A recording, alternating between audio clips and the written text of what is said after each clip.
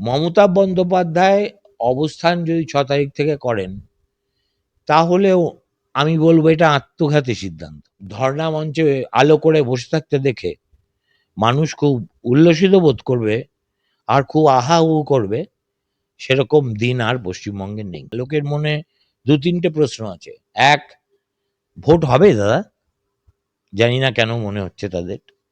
২, আচ্ছা আপনার কি মনে হয় যে বিজেপি সিরিয়াস এই গভর্নমেন্টকে সরানোর ব্যাপারে?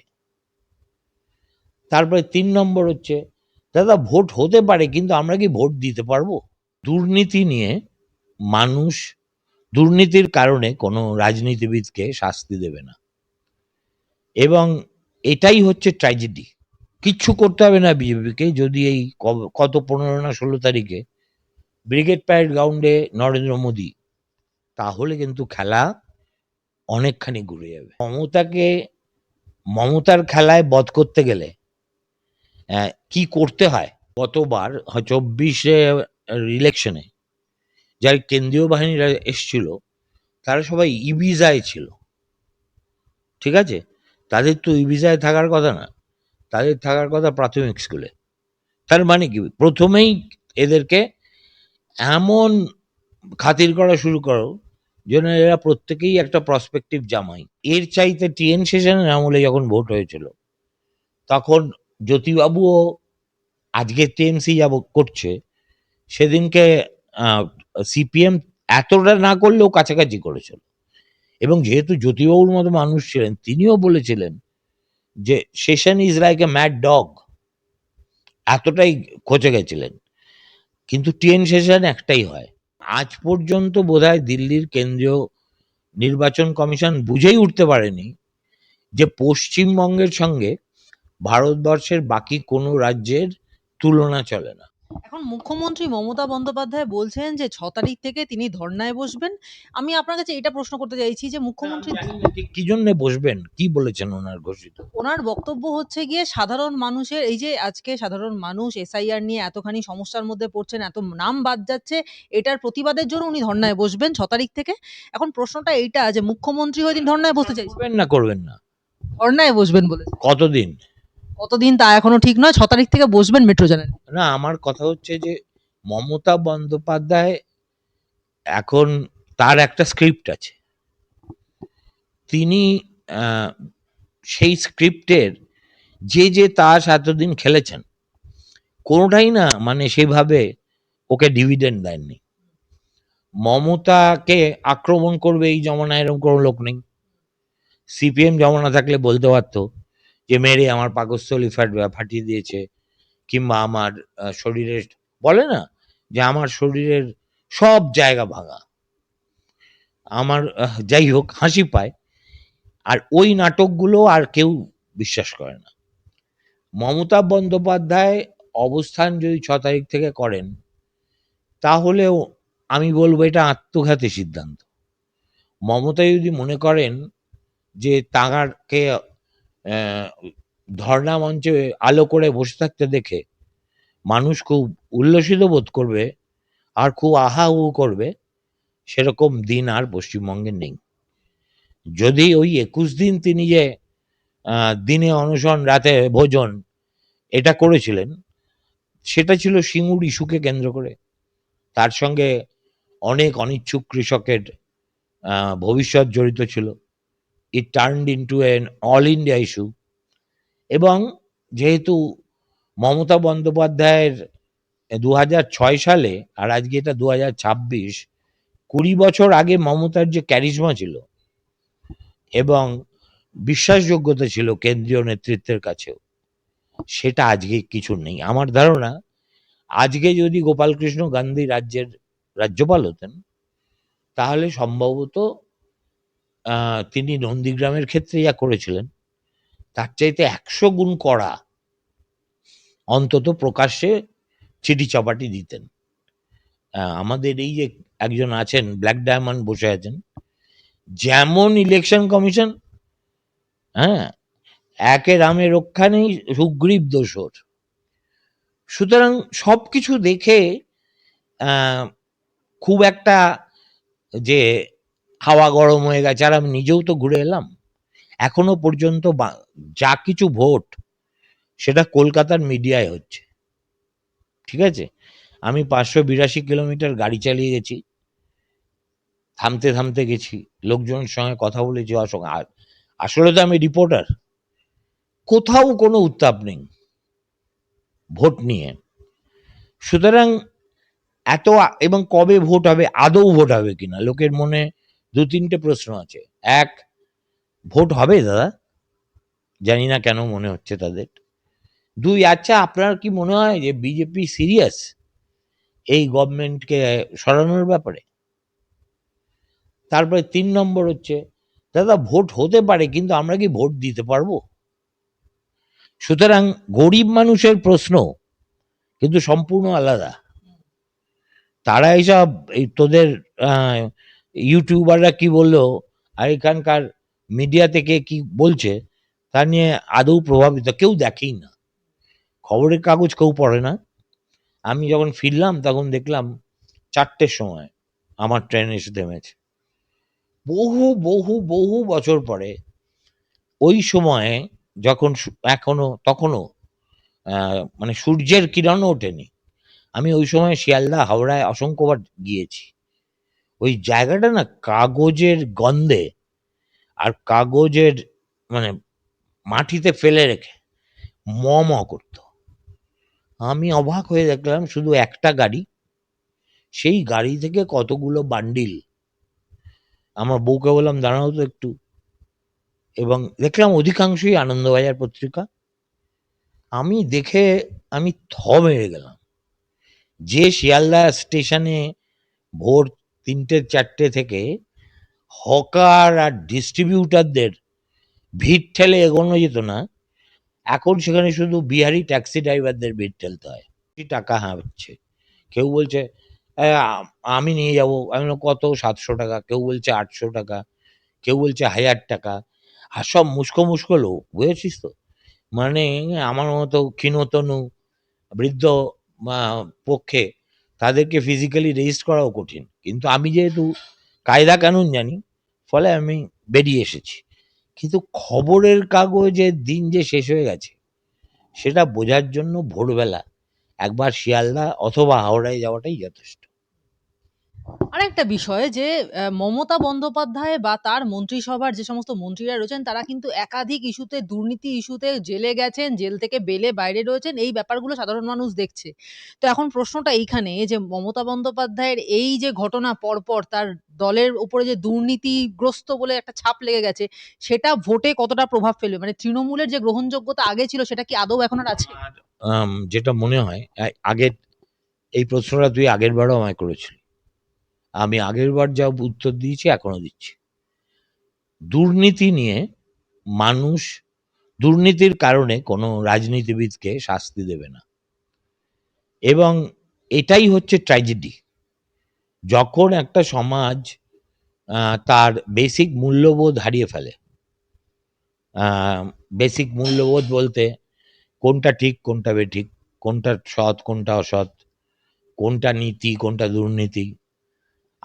আমরা যে সমাজে বড় হয়েছি মফস্বল থেকেই, সেই সমাজে এই ভেদাভেদগুলো মানুষ করত। ফলে একজন কালোবাজারি বা একজন অসৎ উপায়ে টাকা পয়সা উপার্জন করার লক্ষ্যে তার পাড়াতেই তাকে সন্দেহের চোখে দেখা হতো, কেমন? কিন্তু এখন সে গল্প অন্যরকম হয়ে গেছে। এখন এভরিবডি হ্যাজ রেকনসাইলড যে দুর্নীতি হবে, এবং দুর্নীতি has become a way of life. যদি দুর্নীতি ইস্যু হতো তাহলে 2014 থেকে 2024 পর্যন্ত যতগুলো ভোট হয়েছে বিধানসভা লোকসভায়, তাহলে তৃণমূলকে মানুষ শাস্তি দিত, একটাতেও দেয়নি। সুতরাং 2026-এ দুর্নীতি নিয়ে মানুষ খুব উদ্বেল হয়ে যাবে, এটা যারা ভাবছে তারা মূর্খের স্বর্গে আছে। একটা শেষ প্রশ্ন করব যে সপ্তম পে কমিশন, ২ শূন্য পদে নিয়োগ এবং ৩ যাদের চাকরির বয়স পেরিয়ে গেছে তাদের জন্য চাকরির বয়স বৃদ্ধি। এই ৩ টে খুব বড়, বড় প্রতিশ্রুতি দিয়ে গেছেন অমিত শাহ এখানে এসে রায়দিঘির সভা থেকে। কি মনে হয় এটা প্রভাব ফেলবে ভোটে? এই কিচ্ছু করতে হবে না বিজেপিকে যদি এই কত 15 না 16 তারিখে ব্রিগেড প্যারেড গ্রাউন্ডে নরেন্দ্র মোদী যদি ভাষণে কথায় কথায় 10 দফা প্রতিশ্রুতি দেন যে আমরা ক্ষমতায় এলে আপনারা এখন লক্ষ্মীর ভাণ্ডার এই পান, আমরা অন্নপূর্ণা যোজনায় এত টাকা দেব, এবং কম্প্যারেটিভ একটা চার্ট, বদান্যতা বা ফ্রিবিজ যাই বলি না কেন, সেটা মানুষের সামনে তুলে বারবার বলেন ইয়ে মোদি কা গ্যারান্টি আয়, তাহলে কিন্তু খেলা অনেকখানি ঘুরে যাবে। একটা দেশের প্রধানমন্ত্রী এসে যখন কোনো বিষয়ে সেই রাজ্যের মানুষের কাছে সুস্পষ্ট প্রতিশ্রুতি দিচ্ছেন, তার গুরুত্ব অন্যরকম। বাকি যে যা খুশি বলুক না কেন, কাউকেই আমি অসম্মান করছি না, কিন্তু ট্রাস্টওয়ার্দিনেস যদি কারুর অবশিষ্ট থাকে তাহলে সেটা প্রধানমন্ত্রীর। এখন বিজেপি সেই রাস্তায় যাবে কিনা, ওদের প্রচার এই হিন্দু মুসলিম করতে করতে এরা নিজেদের এমন একটা চোরাবালিতে ঢুকিয়ে ফেলেছে যে মমতার খেলায় বধ করতে গেলে কি করতে হয় সেটাও ওরা এখনো পর্যন্ত ঠিক করে উঠতে পারেনি। আমাদের পাল্টা পথটা কি, বিকল্প রাস্তাটা কি, আমরা ক্ষমতায় এলে কি করব, এবং কোথায় কোথায় কি করেছি। আমরা যে এমটি প্রমিস দিচ্ছি না, দেখো আমরা বিহারে এটা করেছি, আমরা ওড়িশাতে এটা সম্ভব করেছি, মধ্যপ্রদেশে ল্যাডলিবাহিন যোজনায় এত টাকা আমরাই দিচ্ছি, রাজস্থানে গ্যাস এইভাবে ফ্রি আমরা দিচ্ছি, মধ্যপ্রদেশে এটা করছি, গুজরাটে এটা করছি। এইভাবে তো পলিটিক্স হয়। আমার ধারণা এই বিজেপির এই রাজ্য স্তরের যে নেতারা আছে তারা না রাজনীতি বোঝে, না জনসংযোগ বোঝে, একটা দরকচা মারা পার্টি। আমার সঙ্গে তাদের অনেকেরই বন্ধুত্ব আছে, সৌহার্দ্য আছে। আমি তাদেরকে বলি যে পশ্চিমবঙ্গে যেসব ইস্যু একটার পর একটা হয়ে গেছে, মমতা যদি অপোজিশনে থাকতো আর তোমরা যদি পাওয়ারে থাকতে, একদিন তোমাদের না 10 বার গঙ্গায় চুবিয়ে আবার উঠিয়ে আবার চুবিয়ে দিত। অপোজিশন পলিটিক্স কিভাবে করতে হয় সেটা যদি তোমরা মমতার কাছ থেকে শিখে তার 10 ভাগের 1 ভাগও প্রয়োগ করতে পারতে, তাহলে তোমাদের এত দুর্দশা হতো না। সব আন্দোলন কলকাতা কেন্দ্রিক, সব আন্দোলন টেলিভিশনের জন্য, হয় কলকাতা কেন্দ্রিক নয় বড় শহর কেন্দ্রিক। গ্রামে কি করছো? পশ্চিমবঙ্গ তো শহর দিয়ে তৈরি নয়, আসল লোক তো গ্রামেই থাকে। সুতরাং দেখা যাক। এই ভোটটা কি ইতিহাসে সবথেকে বেশি কঠিন ভোট হতে চলেছে বাংলার কাছে, বা ইলেকশন কমিশনের জন্য বাংলায় করানো ভোটের মধ্যে সবথেকে বেশি কঠিনতম ভোট হতে চলেছে? এইগুলো না খুব হাইপোথেটিক্যাল প্রশ্ন। এগুলো কেন করছিস আমি জানি না। তার কারণ যে ঘটনা ঘটেনি সেই ঘটনা চরিত্র নিয়ে আমি কি করে এখন থেকে বলবো। তবে if morning shows the day, এখানে ইলেকশন কমিশন নামে যে প্রতিষ্ঠানটি আছে তাদের হয়তো খুব দোষ নেই, কিন্তু দিল্লির ইলেকশন কমিশন যে একটা নির্বোধ, সম্পূর্ণ কি বলবো, একটা পঙ্গু সিদ্ধান্তহীনতায় ভোগা প্রতিষ্ঠান, সেটা মানুষের কাছে ক্লিয়ার হয়ে গেছে। এবং আজ পর্যন্ত বোধহয় দিল্লির কেন্দ্রীয় নির্বাচন কমিশন বুঝেই উঠতে পারেনি যে পশ্চিমবঙ্গের সঙ্গে ভারতবর্ষের বাকি কোনো রাজ্যের তুলনা চলে না। একটা সাইজে মোজাতে তো সবার পায়ে গলবে না, কিন্তু তাদের এখনো পর্যন্ত আমি এমন কিছু দেখিনি যা দেখে আমার এই আশা বা মনে হতে পারে যে ভোট খুব ফেয়ার হবে, একেবারে সাংঘাতিক কিছু একটা হবে। আমি এখনো পর্যন্ত কিছু দেখিনি। এখনো পর্যন্ত একমাত্র ব্যতিক্রমী ঘটনা হলো ভোটের এত আগে, নির্ঘণ্ট তৈরি হওয়ার এত আগে থেকে কেন্দ্রীয় বাহিনীকে আনা। এখন কেন্দ্রীয় বাহিনীর নিজস্ব কোনো ক্ষমতা নেই। কেন্দ্রীয় বাহিনীকে ভোটের দিন পরিচালনা করবেন কিন্তু ডিস্ট্রিক্ট ম্যাজিস্ট্রেট, ঠিক আছে? এবং অধিকাংশ ক্ষেত্রেই আমরা দেখেছি এই কেন্দ্রীয় বাহিনীকে কি করে বশ করতে হয়, হ্যাঁ, মকারান্ত সবকিছু দিয়ে, সেটা একটা শিল্পের পর্যায়ে নিয়ে গেছিল মুকুল। আজকে মুকুল নেই, কিন্তু মুকুল ওয়াজ এ ওয়াজ এ কি বলবো, যে ম্যাজিক, মানে অসম্ভবকে সম্ভব করতে পারত। ধরো এই যেমন ডায়মন্ড হারবার কেন্দ্রে গতবার 24-এ ইলেকশনে যারা কেন্দ্রীয় বাহিনীরা এসছিল তারা সবাই ইভিজায় ছিল, ঠিক আছে? তাদের তো ইভিজায় থাকার কথা না, তাদের থাকার কথা প্রাথমিক স্কুলে। তার মানে কি, প্রথমেই এদেরকে এমন খাতির করা শুরু করো যেন এরা প্রত্যেকেই একটা প্রসপেক্টিভ জামাই অফ টিএমসি লিডার, করে তাদেরকে ইভিজায় রেখে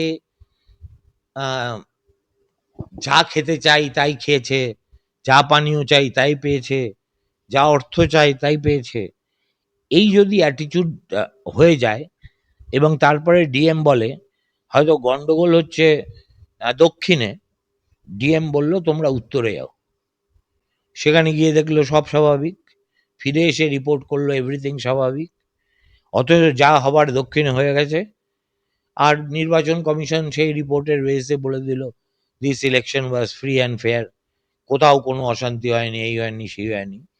সুতরাং এই টিএমসি একটা, মানে কি বলবো, as far as vote is concern, is a very well oiled and well engineered machinery, যাদের সঙ্গে সাবঅর্ডিনেট ব্যুরোক্রেসি আছে, পুলিশ আছে। এটা তো সত্য যেটা হুমায়ুন বলে, যে আজকাল পশ্চিমবঙ্গের থানায় ওসিরা ঠিক করে আইপ্যাকের সঙ্গে বসে যে সেই ব্লকের নেতা কে হবে, তারপরে পঞ্চায়েত সমিতির নেতা কে হবে, কার হাতে ইলেকশনের দায়িত্ব থাকবে, কার হাতে থাকবে না। পার্টি হ্যাজ বিকাম সেকেন্ডারি, এখন পুলিশ আর আইপ্যাক হচ্ছে প্রাইমারি। এখনো পর্যন্ত তৃণমূল কংগ্রেসের অন্দরে এইসব এক্সটার্নাল ইনফ্লুয়েন্সের বিরুদ্ধে কোনো প্রতিবাদ বা প্রতিরোধ আমি দেখিনি। তারা মেনে নিয়েছে এবং সেই সিস্টেমই চলে। এই সিস্টেম চলার কতগুলো পূর্ব শর্ত আছে, সেই পূর্ব শর্তগুলো যদি ইলেকশন কমিশন নিউট্রালাইজ করতে পারে তাহলে কিছু একটা হবে। যেমন এই যে গতবার কি করেছিল, এই যে সিসিটিভি, প্রায় 56,000 না কতগুলো কেন্দ্রে সিসিটিভি দেখা গেল কাজই করেনি, কোথাও উল্টো দিকে রয়েছে, ঘুরিয়ে রেখেছে, কোথাও দেখা গেল টেপ লাগিয়ে দিয়েছে। সুতরাং একটা তো এভিডেন্স চাই যে ম্যাল প্র্যাকটিস হয়েছে। যখন ম্যাল প্র্যাকটিসের সন্ধান শুরু হলো তখন দেখা গেল এইসব জায়গায় ছবিই ওঠেনি।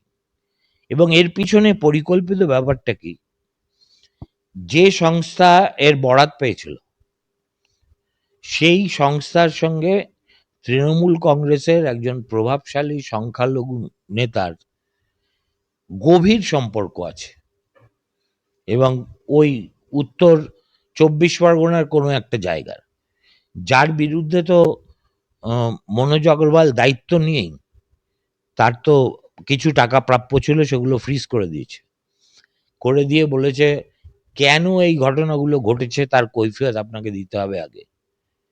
সুতরাং once bitten election commission should be twice শাই।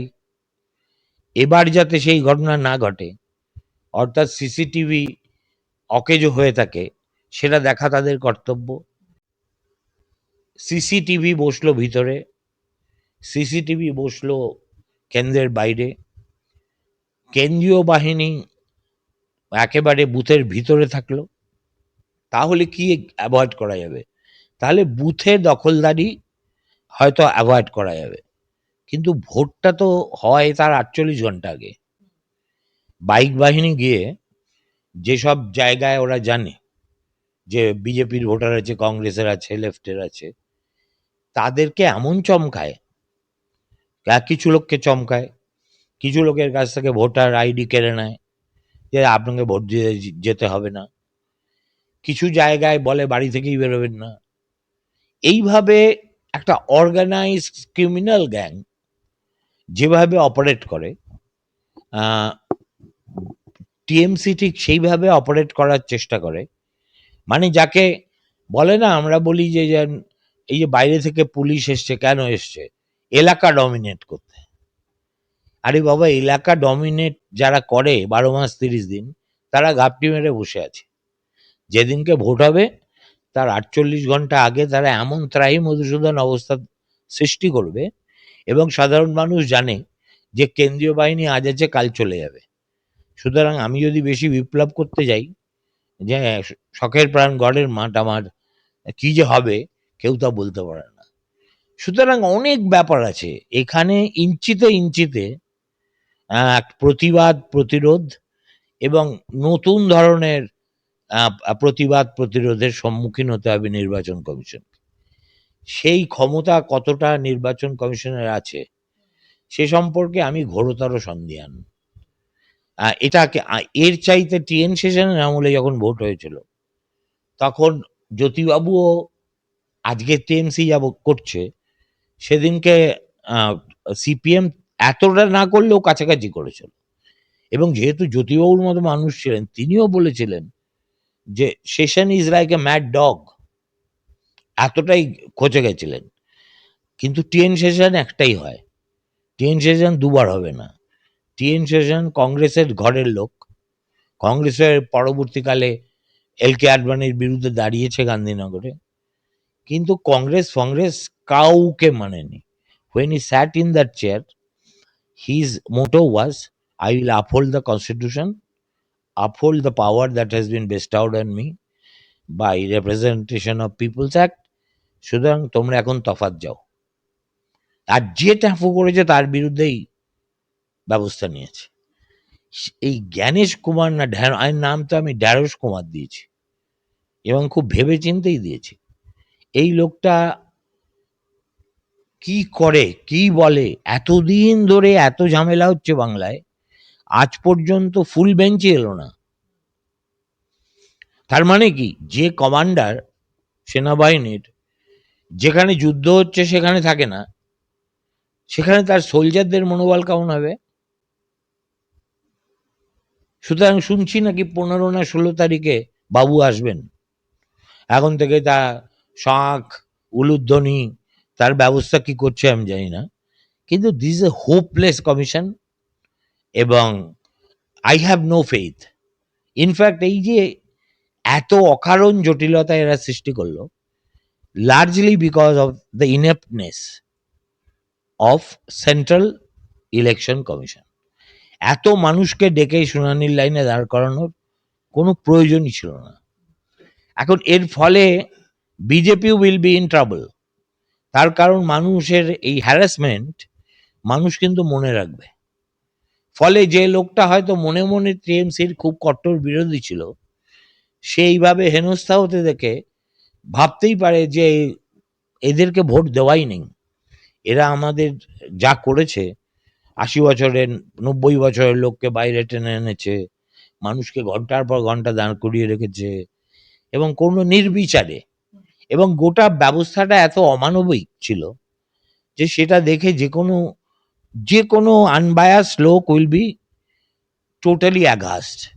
এবং যেহেতু এখন মানুষ আর এইসব প্রতিষ্ঠানের নিরপেক্ষতা, স্বাধীনতা ইত্যাদিতে বিশ্বাসই করে না। সবাই মনে করে যেভাবে পঞ্চায়েত এবং পুরসভার ভোটে মমতা বন্দ্যোপাধ্যায় ওই একটা, তার একটা কি যেন আছে, ওই এরকম গোফালা পুরু ভদ্রলোকের নাম কি, নাম বলে যাচ্ছি, সিনহা, রাজীবা সিনহা। রাজীবা সিনহা যে পাপ করেছে, কুমার করেছে, কিন্তু রাজীবা সিনহাকে দেখে বোঝা যায় যে আমাদের ভারতবর্ষে কনস্টিটিউশনাল পজিশনগুলো এখন have been subverted to the extent যে মানুষের মনে এই ধারণা বদ্ধমূল হয়েছে যে শাসক তারই প্রধানত থাকবে এই কনস্টিটিউশনাল পোস্টগুলো, তারা সবাই ল্যাম্পপোস্ট হয়ে যাচ্ছে। ফলে কেউ মনে করে না যে নির্বাচন কমিশন ডেকেছে মানে নির্বাচন কমিশন ডেকেছে, লোকে সাধারণ বিশ্বাসে মনে করে বিজেপি ডেকেছে, বিজেপি আমাদের হেনস্থা করছে। এইরকম মনোভাবকে কি করে কাউন্টার করবে আমি বলতে পারছি না।